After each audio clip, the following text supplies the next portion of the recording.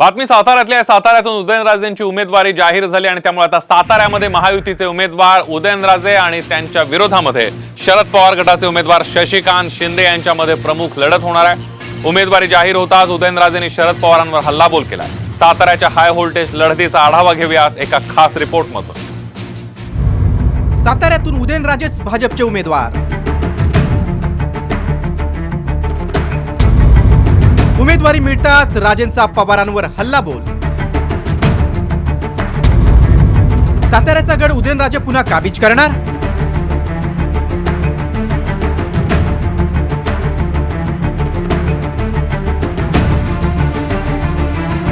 सातारा लोकसभेच्या मैदानात अखेर उदयनराजेंची एंट्री झाली आहे। भाजपनं उदयनराजेंना उमेदवारी जाहीर केल्यामुळे आता साताऱ्यात उदयनराजे विरुद्ध शशिकांत शिंदे अशी लढत होणार आहे।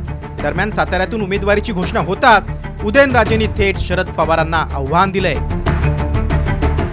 आणि मी तुम्हाला सांगतो 18 तारखेला मी फॉर्म भरणार आहे। आजचा दिवस आहे, उद्याचा दिवस आहे। माझ्याबद्दल काय जरी असलं, भ्रष्टाचाराचं कुठं जरी काय निघालं किंवा लोकहिताच्या विरोधात मी असं काय केलं असेल, हे तुम्ही जरा आजपासून त्याचे शोध घ्या। जर शोध घेतला तर 18 तारखेला मी फॉर्म भरणार नाही। कुठलाही निर्णय घ्यायचा झाला तर बारामतीकडे धाव घ्यायची। बारामतीकडनं निर्णय आला तरच तो लागू होणार। नुकसान किती झालं मला सांगा। मग आपली डेव्हलपमेंट काय होईल कळली?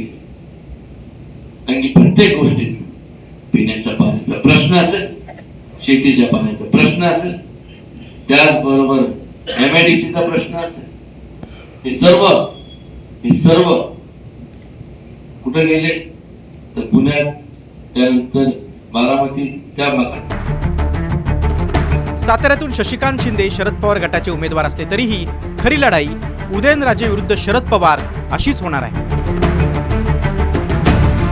पक्षाच्या स्थापनेपासून सातारा हा राष्ट्रवादी काँग्रेसचा बालेकिल्ला राहिला आहे। 2009, 2014 आणि 2019 असे सलग 3 वेळा शरद पवारांनी उदयनराजेंना साताऱ्यातून लोकसभेत पाठवलं होतं।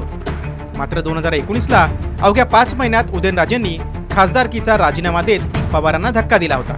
म्हणूनच शरद पवारांनी जिवलग मित्र श्रीनिवास पाटलांना मैदानात उतरून उदयनराजेंचा पराभव केला होता।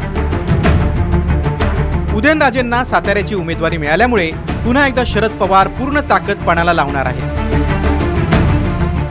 महाराष्ट्राची जनता ही साताऱ्यात असणाऱ्या छत्रपती शिवाजी महाराजांच्या गादीशी भावनिकदृष्ट्या जुळलेली आहे। त्यामुळे खासदार उदयनराजेंची उमेदवारी जाहीर करून भाजपने एक प्रकारे सेफ गेम खेळलाय। तर दुसरीकडे 2019च्या झालेल्या पराभवाची परतफेड करण्याची संधी उदयनराजे यांना चालून आलेली आहे। त्यामुळे आता उदयनराजे या संधीचं सोनं करतात की शरद पवार उदयनराजेंना पुन्हा धक्का देतात, हे आता पाहावं लागणार आहे। ओंकार कदम, साम TV न्यूज, सातारा।